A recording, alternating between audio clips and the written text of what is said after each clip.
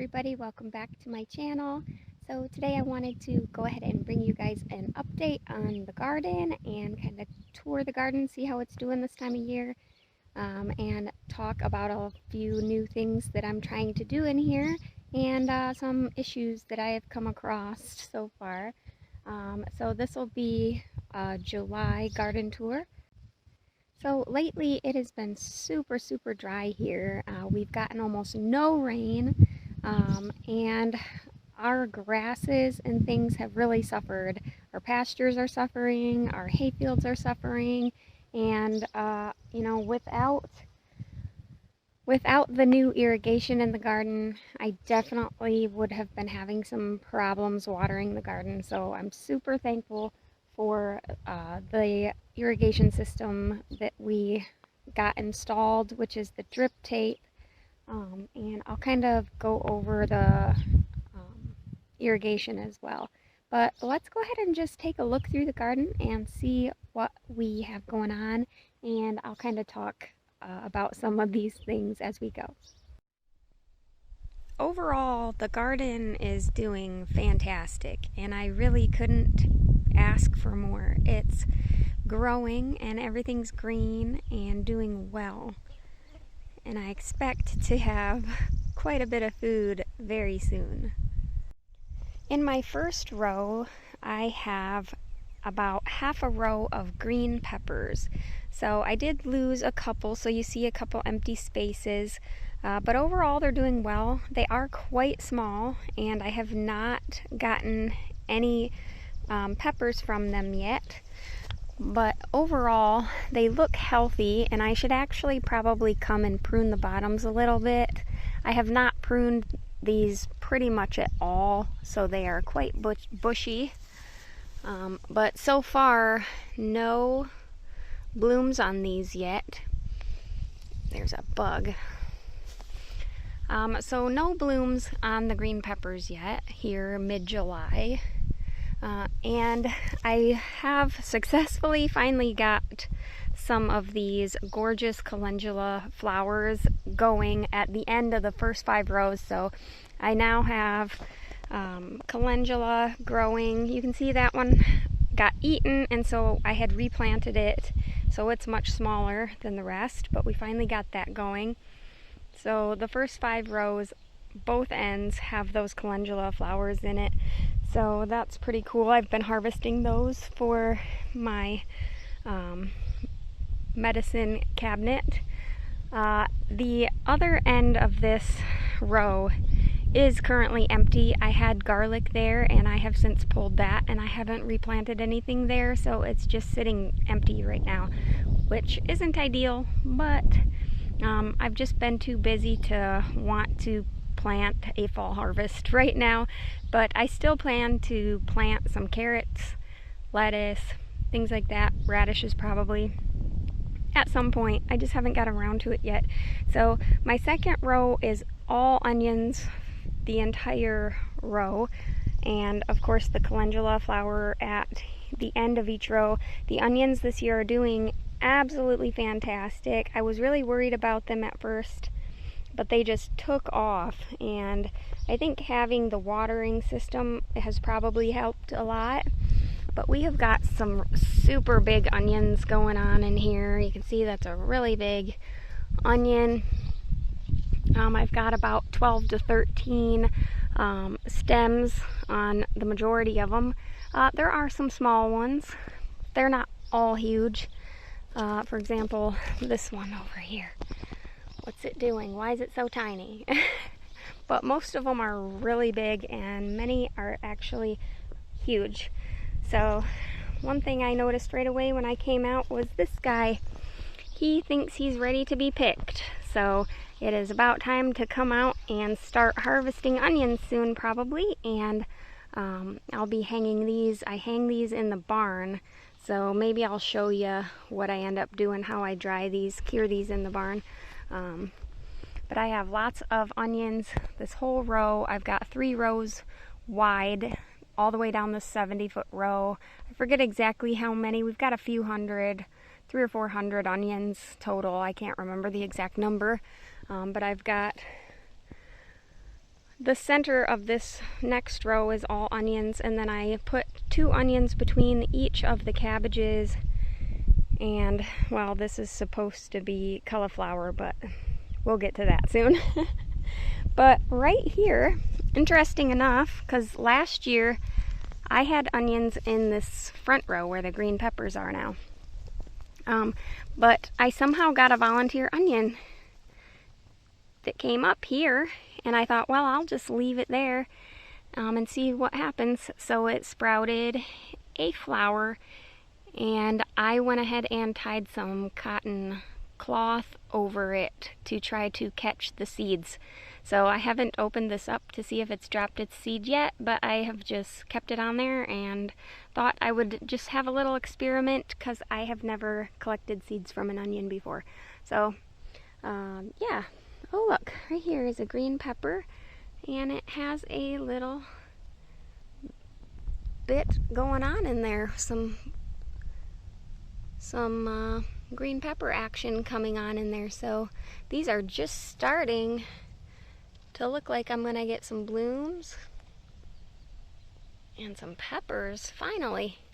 These come on perfect timing because last year I had green peppers in time to use in my homemade pasta sauces and all of that. So for canning, they were perfect. So this next row has been my really big struggle this season. The calendula here at the end is doing great. But then you see a bunch of kind of blank spots here. So this was supposed to be my amazing cauliflower, and last year I grew some too, and although they grew really big leafy plants, I was not growing cauliflower, and I thought maybe I just don't know what I'm doing, I don't know, but I planted the same ones this year, and again with no luck. In fact, they were eaten by pests like immediately upon putting them in here. I had 1, 2, 3, 4, 5, 6, 7, 8, 9, 10. I had 10 plants. All 10 of them were eaten almost immediately when I planted them out here in the garden. I'm not sure by what. So it's hard for me to say, but I had some extras, so I came back and planted them again. And now you see they're about 6 inches tall. And many of them have been eaten again. 1, 2, 3, 4, 5, 6, 7. It looks like 7 of them have been eaten a second time. So I will probably not try this variety again. They're amazing cauliflower, and I got them from Baker Creek. So I'm probably going to skip out on this, maybe try another variety for next year. I tried some companion planting this year, which was my first time really trying to incorporate different kinds of plants into the same space. I really have struggles with a lot of pests on the brassicas. I'm sure like most people do. The cauliflower, the cabbage, broccoli tend to have a lot of pests, especially early on. And if you can get them past that early stage, then it's okay, and they can survive a little bit of nibbles here and there. But sometimes just getting them going can be difficult. So I wanted to place them in with some other plants that might help to protect them during that early stage. And since I plant my onions so early, I thought I'm going to incorporate onions into the brassicas specifically because they are supposed to help ward off these pests that they suffer from. So I put 2 onions between each and every one of my brassicas. The cauliflower down there, the broccoli, and the cabbage, or cauliflower, cabbage, and broccoli. And I also wanted to put the potatoes near the onions as well to help ward off pests from them. So I've got my potatoes 1 row back, which we'll get to, and I also have that by the dill. So the idea was that the onions would coexist with the brassicas and help to keep away those darn pests that I tend to get the most of. Look at the size of that onion. It might not look that big on camera until I put my hand next to that. That onion is massive. That is so cool. So right here are my cabbages, and these are all the Dutch, I forget the name, Dutch something cabbages. They're the really big cabbages. I really like them. I like the way they look. I like how big they are. And I really don't grow a lot of them. This year I grew a little bit more than last year. And one of my favorite things about growing cabbage in the garden is that I can pull off these bottom leaves. I sometimes will pull them off here and there, especially if they look chewed on or damaged, or like they might be starting to wilt. I'll pull these bottom leaves off occasionally and feed them to my pigs or my chickens. They both, the pigs and the chickens, absolutely love the leaves of the cabbages and the broccoli. They just love it so much. So one of my favorite things about growing them is just so that I can feed my livestock fresh green produce all summer long. So I did have a few of these eaten early on. There was one here, and then the one here, and one at the end. So I did go ahead and replace those later on, but as you can see, they're not doing great. So I don't plan on getting any cabbages from those, but who knows, we shall see. These ones are already forming heads. There is some pest chewing here and there. This one's getting eaten quite a bit, but I just don't, I try to avoid even the so-called organic sprays and things. I don't like to put anything on the garden. I like all natural. So these are just kind of, you can see the onions are actually doing well between them, even though I think next year I should plant with them with a little bit more space, maybe like 6 more inches or so. I did these, I believe, 2 foot on center for the cabbages, and then halfway between I put these, so these are only about 12 inches from the center of the cabbages. I think I should add another 6 inches to that or so, but these are still doing well. They're gonna be nice onions, so I'm not disappointed. I also put the smaller onions that I had between these, and not my biggest, best looking starts I had, so keep that in mind as well. These have nice big leaves. So anyways, I don't like to spray or anything, so they are just at the mercy of what finds them and starts to eat them. We've got good heads going in there. This one looks really well. But next year I am considering possibly trying nets for at least just the cabbages. So if you guys use nets for pests on your cabbages, let me know how successful you are, if you feel like it's really worth it. I think I might invest in a little net and try some of that, because I don't like to spray anything on the garden. But these are doing really well. I have one down here. Wow, that one's looking really nice. But the onions around this are doing really well. Look at this one. 1, 2, 3, 4, 5, 6, 7, 8, 9, 10, 11, 12, 13. Perfect size onion. Alright, and right next to that is my biggest and best calendula flower. This is just one single plant that I planted, and it's already huge. This is the biggest one, and I've harvested probably 4 times the flower heads off it. Ones like this I leave alone and let them completely bloom. So when they're completely open like this, I'll go ahead and harvest these. I just pull the tops off. And if I miss them and they're spent looking like this, I just leave this so it can drop its seed. I do want them to reseed this area at the end. So I am gonna leave some of these on here. But these, I come through harvest and I dehydrate them, just the flower heads. I dehydrate them in my dehydrator at like the lowest temperature setting. It's like 103, 105 degrees. And then once they're fully dried, I put them in my jars and in my apothecary and the shelf, and can use those for salves and things.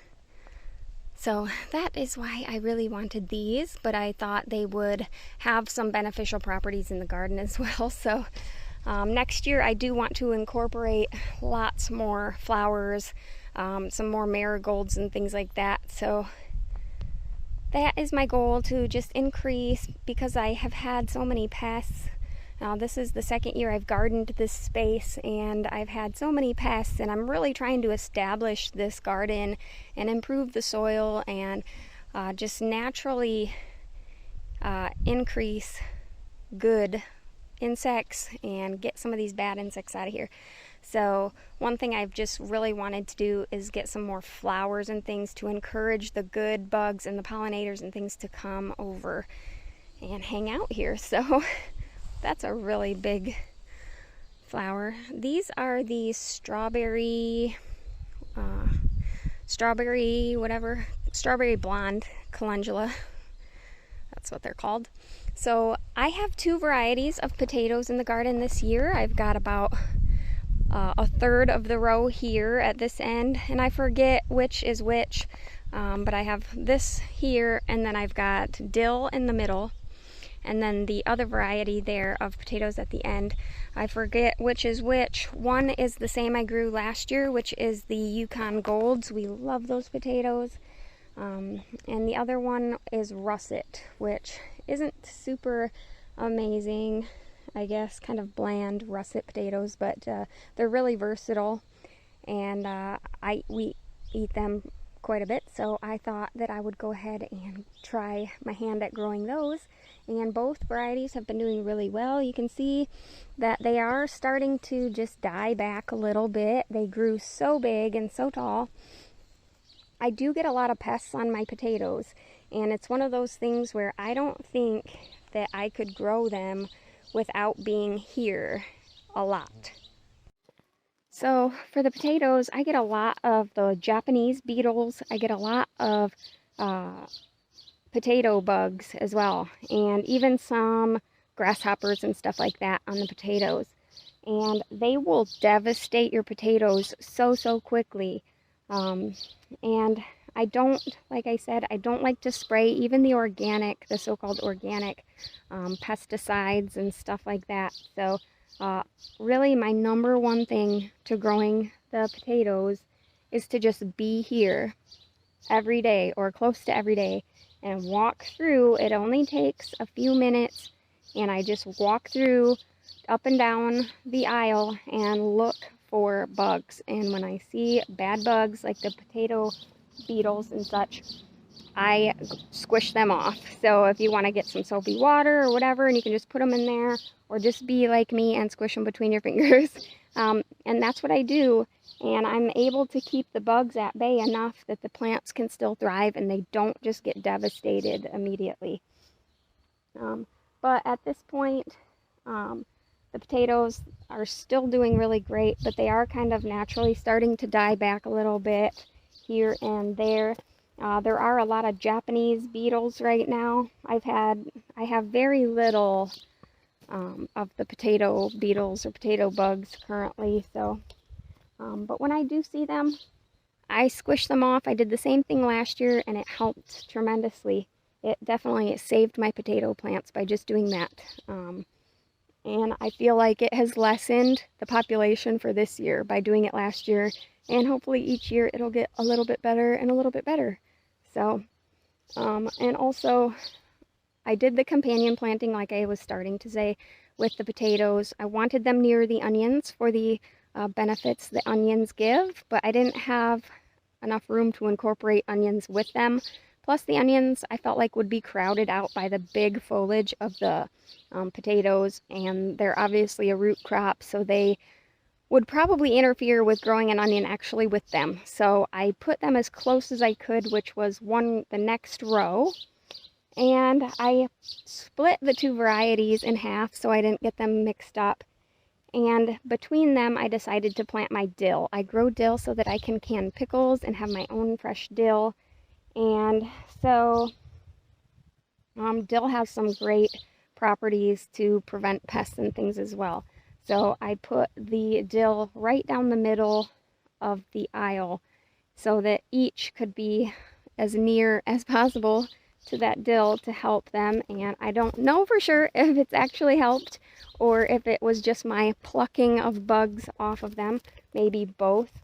But I can't complain about either the potatoes or the dill or the onions. They're all doing fabulous. So I have to give it a thumbs up, and I'll probably do the same thing next year. But this variety of potatoes is looking great. They're starting to kind of tip over a little bit and turn yellow and just die back naturally a little bit. So I think that they're looking good. I don't really see a whole lot of pests like you can see right here. Oh, he flew away. There was a Japanese beetle there. But these are doing great. I can't complain, and it's one of the funnest things ever to see what potatoes you have when you go to dig up your potatoes. It's really fun to see what the harvest is like. So, all right, in the next aisle here, I have my watermelon. I think 11 plants here. I did lose 1 or 2. But I haven't really been worrying about where they grow. I'm just kind of letting them do their own thing. And I've still got plenty of space to walk at this time. So I have just started getting some blossoms on them. So, but they're doing really, really good. And of course, having the irrigation, you can see one of the, you can see the water here. I buried the tape a little bit in the wood chips to help keep them in place and to keep critters away. But I'm sure that the watermelon love having water whenever they need it. But these have just started recently getting blossoms on them. So you can see a little blossom there. So no watermelons growing yet at this point. We have a while yet. But we should be seeing little tiny watermelons coming on soon. And hopefully we'll get even more than we did last year. Last year we had about 5 or 6 large, gorgeous watermelons. So they were so good. So I'm growing the same variety. They're kind of that oblonged shape. And they are the Alibaba variety from Baker Creek is where I got them from. So they're doing really well, and they are really easy to grow. And down here is, well, I've got a little bit of a vacant spot right here, maybe 10 foot, where I could plant some of my fall stuff, like the radishes or the carrots or whatever. So right here is my broccoli. And it's the same thing as with my other brassicas. I lost several of them. I got 3 or 4 really good plants, and as you can see, they're huge, and I've already harvested the heads off of them. So the rest of this is basically for my chickens. The other ones that I lost, I replanted a while back, so they are quite tiny. And this one has been nearly stripped by something. This one is like a stick now, so that one's gone. But I've already harvested the heads off of these. You can see, but I've got all these little flowerets and stuff still that I'm just kind of, this is growing food for my chickens now. So I am just growing this for my chickens and pigs. They absolutely love it. I love to come out here and give them some fresh green leaves and stuff. So this one I haven't harvested yet, and it's getting a little bit overgrown. But that's a nice broccoli head. So I should definitely harvest this probably today. I'm gonna have to go grab my basket, harvest this, and I will harvest a lot of those calendula flowers as well.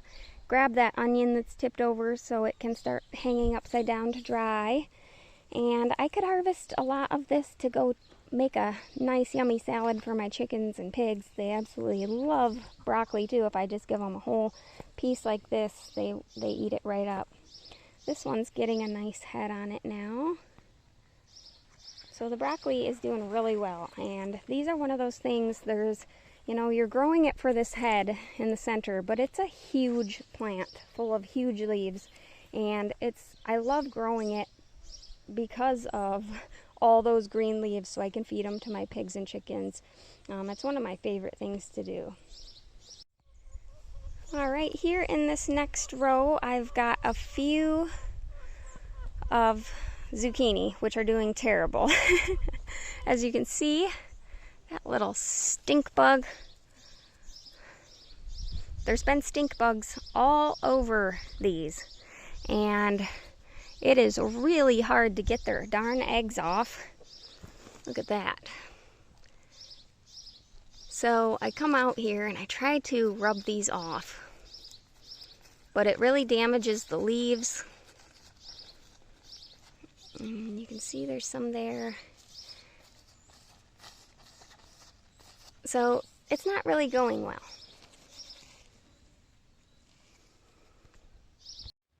It's definitely sad to say that I do not know if I'm going to get any zucchini out of the garden this year. I planted a little bit less than I did last year because we had so many. It was ridiculous the amount of zucchini we had last year, and I thought, we don't even eat a lot of zucchini, to be honest. Like, we like zucchini bread and maybe zucchini noodles this with a spiralizer, but we don't really eat like cut up fried zucchini or anything like that. We just don't eat much. So we had a lot more than we really needed, so I grew a little bit less, and now I'm like, geesh, they're getting eaten really bad by pests this year, and we don't like them enough that I come out here and pay too much attention to them, honestly. I am just hoping that they have enough vigor and strength to kind of get through it on their own. I do try to kill some of the bugs because I don't want them to overpopulate and spread to the stuff I do care a lot about. So, but it's really hard to get the eggs off, especially when they're small. So, fingers crossed that we at least get like a handful of zucchini would be nice. Hopefully I can turn that around. And I did lose 5. I think I lost 5 of the zucchini plants that I planted, and I did not have extra. So I'm at the mercy of these stink bugs. I've got this blank spot here in the middle of the row, and that is where I figured I would put the carrots. I just haven't had the time or the energy or the want to do it yet, and it's really hot, so I figured I got plenty of time to plant carrots. And at this end, I am growing for the first time green beans, and these are a bush bean, jade bush beans. So let me show you these. Here are the bush beans. I want to say there's like 25 plants. I think 25 plants here at 6 inches apart. This is my first time growing these, and we honestly were off to a really rough start with these. They were really getting eaten by something. I'm not really sure what it was, but the leaves all looked like Swiss cheese. They were just pure holes. So a lot of the plants got completely eaten. So I went ahead and started all new seeds and replanted everything. So I'm a little bit behind what I wanted to be, but I'm so happy that I've been able to get this second batch off and going. So now they look really great. Of course, I don't have any beans on that I know of, but we've got blossoms and things coming on where it looks like we're actually gonna get beans. So we're not doing too bad. So there's some flowers and stuff down there, and a daddy long leg. So these are actually doing great now, and it'll be really fun to be able to harvest beans this year. It'll be fun to can some beans up. Oh, look at that. We do have a bean, you guys. Look, there's some green beans in there. Look at that. We have green beans. Look at them. They're beautiful. Yay. it looks like we're actually going to be canning green beans this year. Cool.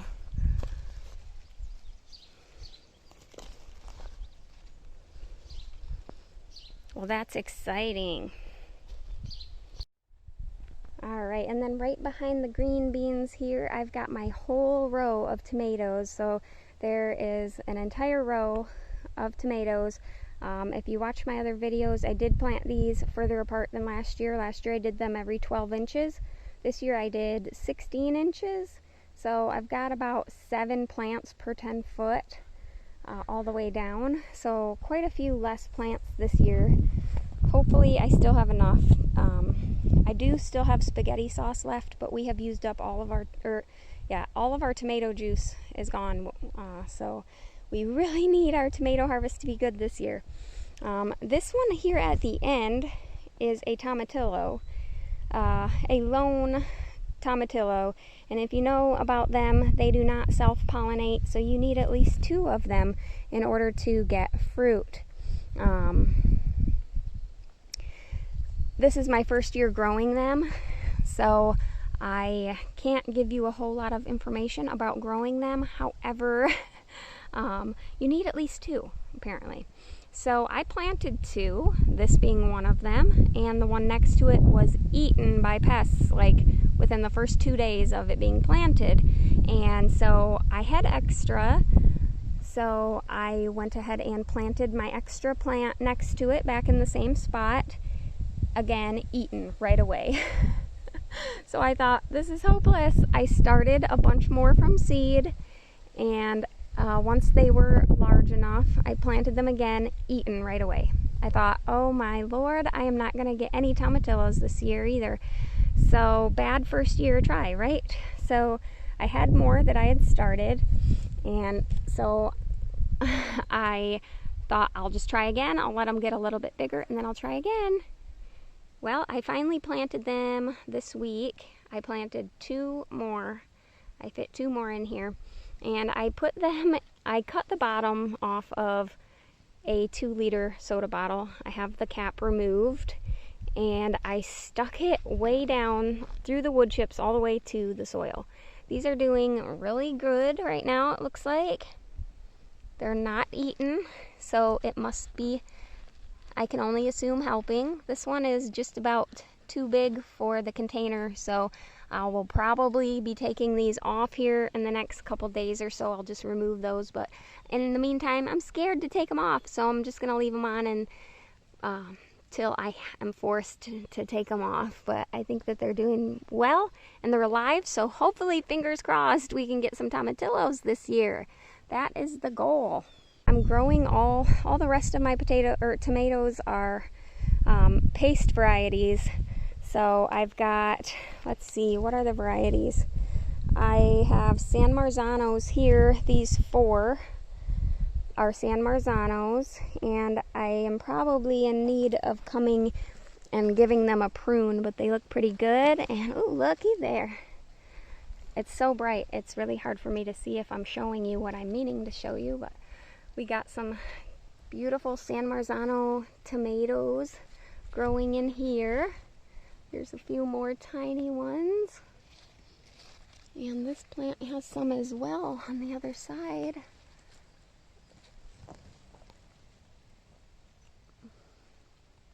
Not sure if you can see that. I can't see my screen. But looks like we have lots of San Marzano tomatoes on. I've never grown this variety, so I am excited to try them out.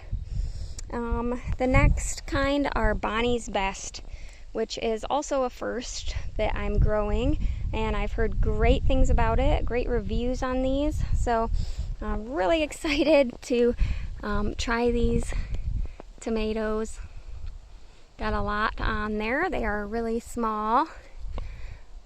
Lots of nice tomatoes coming on, and lots of blooms. The tomatoes are doing fabulous. It would just be so devastating to not get a tomato harvest. If something happened to my tomatoes, it would just be devastating. I'm not really happy with the nets, these trellis nets that I'm using. They are super cheap, so if you wanted to go that route, I mean, it's affordable. You could replace them every year and just have nice new nets, but they're so fragile. Getting them through a second year, this is the second year, and there's just holes everywhere, and they're just not great, and I know I'm not going to be able to use them next year, so spending, you know, $10 more per net. And I have the 2 big ones and 2 small ones. It's about $40 really, probably, to re-net them every couple years. For next year I'm gonna invest in, I'm gonna keep the same setup with the T-posts, but I am going to swap out my netting for cattle panels. I believe that that will be the best option for me in my case, and they'll be sturdy, and I have plenty of room if I dismantle them and need to store them. I have plenty of room here on the farm to store a bunch of cattle panels for the garden, and heck, maybe even in the off season I could use them for something else, who knows. So, but this one has some big old tomatoes on there. Look at that. I mean, they're like golf ball size. Pretty sight though, very pretty sight.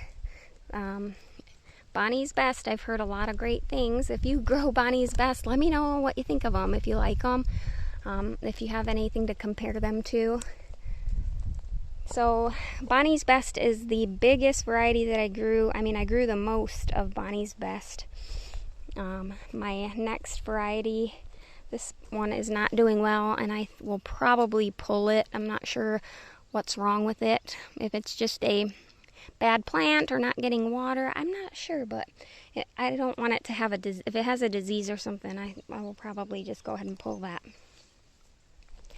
But the next variety I have, this one is the last of the Bonnie's Best, and this is my first Amish paste. So the next like 18 or so plants are Amish paste. I grew them last year. I love them so much. They are such a huge paste tomato. They're so nice. I love them, and I will probably continue to grow them every single year. Just love them. They're a little bit behind compared to the Bonnie's Best and stuff. I've got blossoms and stuff, but I don't think I have it much for tomatoes on. There is one here. Got a tomato on, a single one. No, 2 of them. So they're starting. Here's quite a few. So they may be just a little bit behind the Bonnie's Best as far as tomatoes. Maybe not. Some of them are quite big. But they're looking great. I love them. I think I'll grow them every single year. They are quite tall. Definitely the biggest, tallest out of all of the tomatoes that I have, as you can see. Very tall. Alright, and then, wow, there's a lot of them on here. They have this beautiful shape to them. They're like rounded on this side, but they're pointy on this side. It's hard to describe. I don't know what shape you'd call that, but they're a very cool shaped tomato. But then these short ones to the end, I believe there's 8 of them. Yep, 8 of them. These are all Romas. There are 2 different varieties of Romas here though. I forget. One's like a Tony's Romas, and the other is the same Romas that I grew last year. But I do like Romas, and we even just slice them up and eat them. I'll cut them up and put them on top of a salad and stuff. So we eat Romas frequently, and they're great for canning as well. So they're doing excellent. I have no complaints about my tomatoes this year. So, knock on wood, I have never had any pests on my tomatoes. So hopefully I don't jinx myself by saying that, but I have been so blessed, so lucky to not have anything go after my tomatoes, because they're just so precious and dear to me. Behind the tomatoes here, I've got half a row of jalapenos and half a row of corn. I believe they're Originally I had 30 jalapeno plants, but I have since lost, I think, 3 of them. So just under 30 now. But a couple of them I came back and replanted because they were dead, got eaten or whatever. So some are smaller and some are larger, but we've got beautiful blooms on them, and little jalapenos will be forming here for us. And it is like my favorite thing in the world to can pickled jalapenos. They are the best ever, and we're almost out. I think we have like maybe 8 jars left of the pickled jalapenos, so we really need them. I canned so much of them last year, and I also really wanted to let some of them fully ripen. You know, when they fully ripen, they turn red, and then you can use them to make different sauces and things, some chipotles and chipotle sauce and things like that, adobo sauce or whatever. I had some great comments on one of my videos that told me about the sauces that they make. You know who you are if you're watching, and I'm definitely going to try that this year, so thank you for the tip. I definitely want to let some of them fully ripen so that we can make some of that sauce. So thank you for the heads up. They are doing great. Like I said, I've got about 3 plants down, but I think we'll still have plenty of jalapenos. So this half of the row is corn. It is my first time growing corn. This is a super sweet corn, and I got the seeds from Baker Creek. They were sold out of a lot of varieties, so I didn't have a ton of options at the time. But I thought this sounded really good and easy to grow and stuff. So since it's my first time growing corn, I would say it's going really well. I had 4 of them eaten by, I believe, a deer. The tops were just decapitated, eaten right off. Luckily, they were only about 6 to 8 inches tall at that point, and they have just grown since then. So I don't know exactly what's going to happen, if they will mature, if they will be able to produce cobs or anything. I don't really know. I'm not familiar with it. But they're here, and they are doing well. They're all standing up, so that's a good thing. They haven't been blown over. I've been really nervous about them being blown over, so I'm glad that hasn't happened yet. And yeah, they're doing really good. So I will just die if I get to eat fresh, homegrown, organic corn on the cob with grass-fed raw butter from our dairy cow and real salt on it. Oh, doesn't that just sound absolutely amazing? But yes, the corn is doing great. It's tall, and my husband keeps asking me, what are you doing to the corn, because it's taller than all the farmers around here. I was like, I don't know, maybe I planted mine before they did, because I know all the big farmers here, they're growing cover crops first, so they've got barley and oats or whatever out on the field early season, and then they wipe that out and plant their corn in that. So maybe that just took them longer to get their corn planted. I don't know, but it is quite tall. I swear it'll grow a foot overnight. But I would really love to be able to can some corn this year as well. That would be really cool. And because I did have those 4 eaten, actually it was these 4, it was 5 of them. The 4 at the end, and I think this one, it was either this one or this one. I'm not 100% sure which one it was right here, but it was these first 4. And this one has a tassel, and this one has a tassel. So it looks like they're going to still get a tassel and probably produce, so that's great. But because they did get eaten, I kind of strung up this little plasticky fence. Not necessarily because it will keep the deer out, but I thought it might be scary enough to deter them, thinking maybe it's probably not worth it for them to come and try to get in. So this is purely a fear tactic.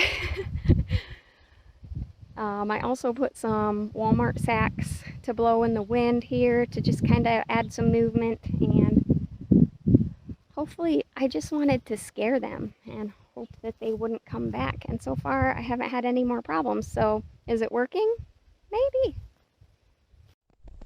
Alright, so this is my 9th row, and it is all cucumbers.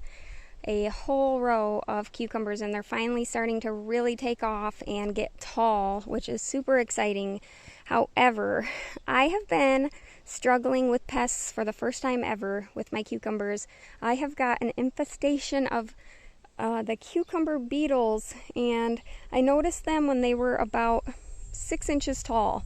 And I thought, oh man, I hope they don't die, and I've just been desperately trying to keep these things alive. Every day I'm using my same method that I used for everything else, like the potatoes that I was telling you about. I just come out and squish them by hand. But the majority of the time I find them right here at the very tip of the plant. That is where they are 90% of the time. Occasionally I'll find them down on a leaf. But the most of the time, so I come and I open this up and look, and if I see any, I grab them and squish them. So far, it seems to be helping. It seems to be working. All I know is I'm seeing a little bit less of them, and I am still growing cucumbers. So it must be working. However, you can see that there is a lot of damage to these bottom leaves. They are looking a little bit sad. I don't know if they have been spread a disease. If so, you know, it's kind of too late. But I'm just hoping that if they do die, hopefully I get at least a little bit of a harvest before it comes to that point. So I come out here every few days as well, just to prune off all of the suckers. Cucumber suckers grow so fast. It is crazy. It's so hard to keep up with it.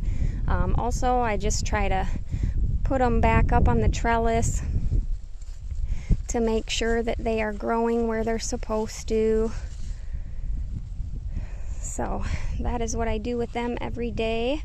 I probably have to come and do suckers, and a lot of these leaves toward the bottom that look so terrible, I just pull them off, and we'll see what happens. Hopefully they survive to get enough to can some pickles. Definitely trying to just keep them alive, keep them healthy, and hopefully my picking method and my just attentiveness will be able to save them.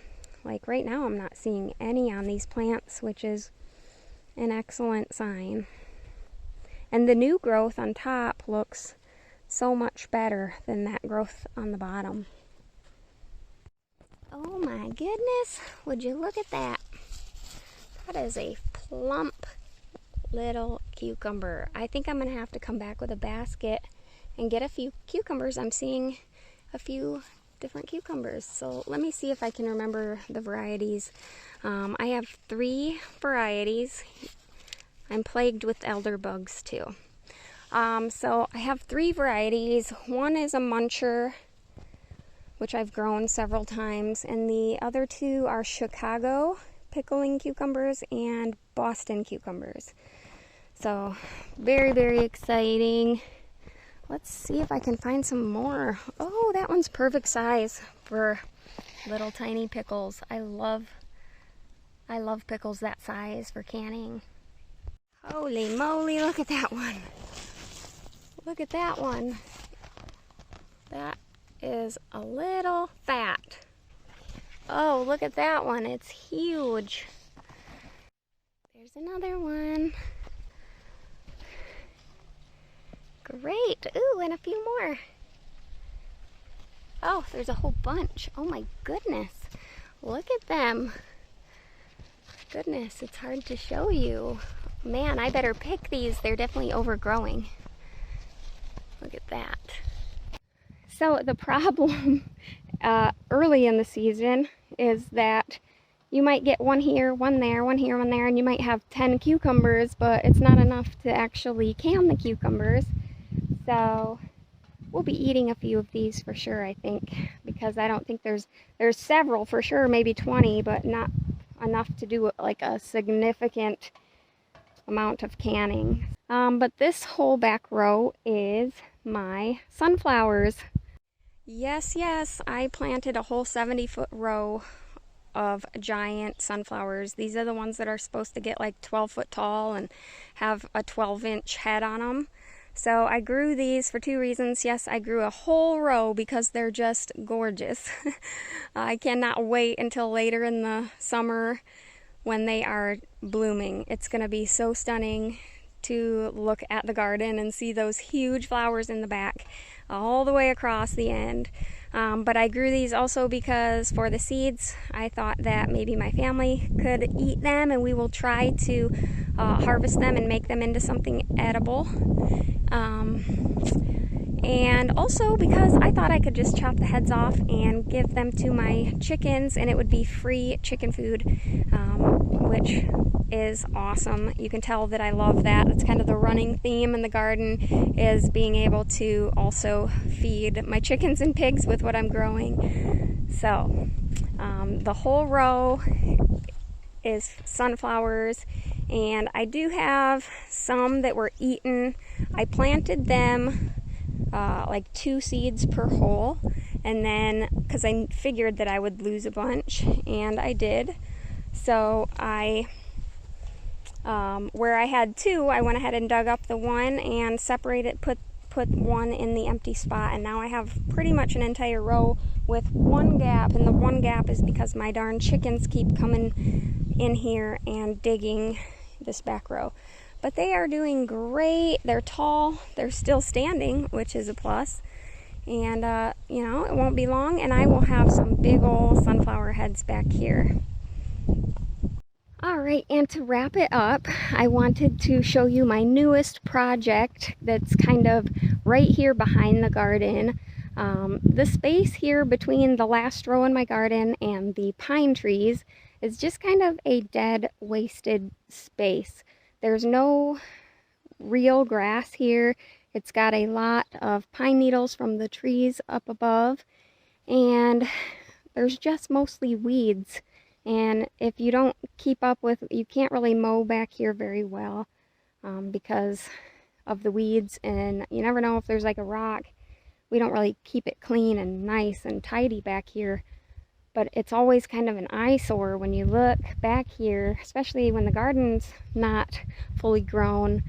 And I always hated it. There's tall weeds and that never got taken care of, and I just thought it's a great place for ticks to grow and not much else. So I thought, what can I do with that space? I don't just want to weed eat it all the time to keep the weeds down, and the weeds kind of encroach on this back row, and it has a lot of weeds, and we have to do a lot of weeding.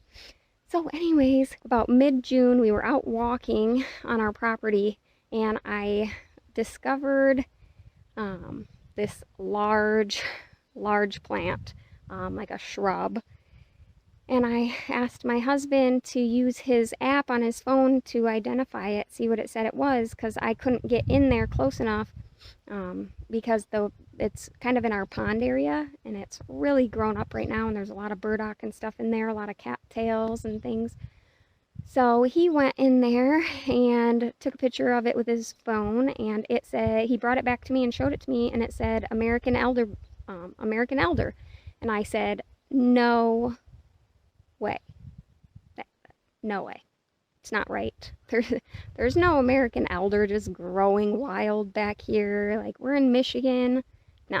So I'll just come back and re-identify it, re-look at it. I used his app, and I took different photos from different angles like 10 times. They all said American elder. I'm like, okay.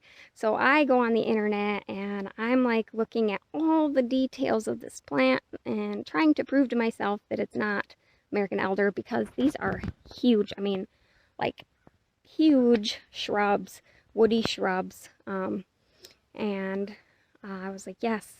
I went back there a few times to look at the detail of the leaves and the trunk and everything.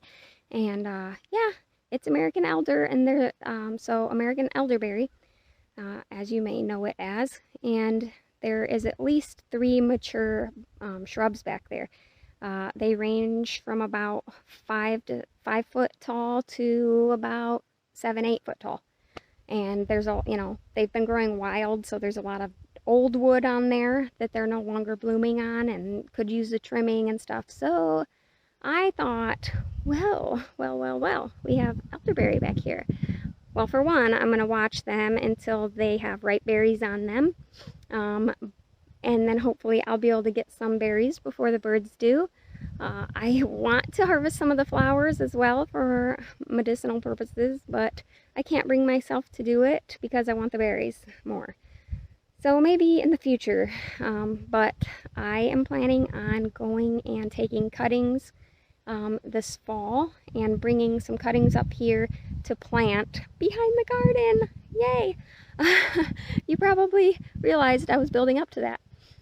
So this space here gets plenty of sun in the summer, and I think that it'll be a really great spot to grow some American elderberry. So I have cleared this spot. We got the weeds all nice and low. I had recruited my children to help me. So we got the weeds all taken down. There was a couple random bushes living in this area, and we cut them either real close to the ground or a few inches from the ground, and then I got my shovel and dug up the root balls for those, just the bushes, so they didn't come back. And then we had some old compost that we had put here, and we raked that all the compost around the whole area and flattened it all out nice. And I had them lay down some of our tarps. So we didn't have enough tarps to do the whole area. So I'm going to leave these on for a few weeks or whatever, and hopefully they're not like specific for killing weeds. So I'm not sure how tightly woven some of them are and if it'll be enough to actually cut all the sunlight out to kill the plants. But that's what I'm going for. Trying to use these tarps for a few weeks or so to kill all the weeds here, and then I want to just lay down a huge layer. I'll lay down probably some either newspapers and or cardboard, because I have a lot of cardboard all the time. And then I want to just cover it with a big old thick layer of wood chips. I'm also planning on mulching our leaves that fall from the trees and putting that all over the garden to help get that all thickened up as well. I want to cover this whole area with a thick layer of wood chips and then transplant some of those American elderberry shrubs to this whole area and grow some elderberry, which would be so exciting. So excited about that. But that is about it. I hope that you guys enjoyed, and I'm so glad that you came along to watch this video and support my channel. I really appreciate it. I can't wait to see you guys in the next video, so make sure that you subscribe and stick around. We will see you again soon. Thanks again, and have a good one.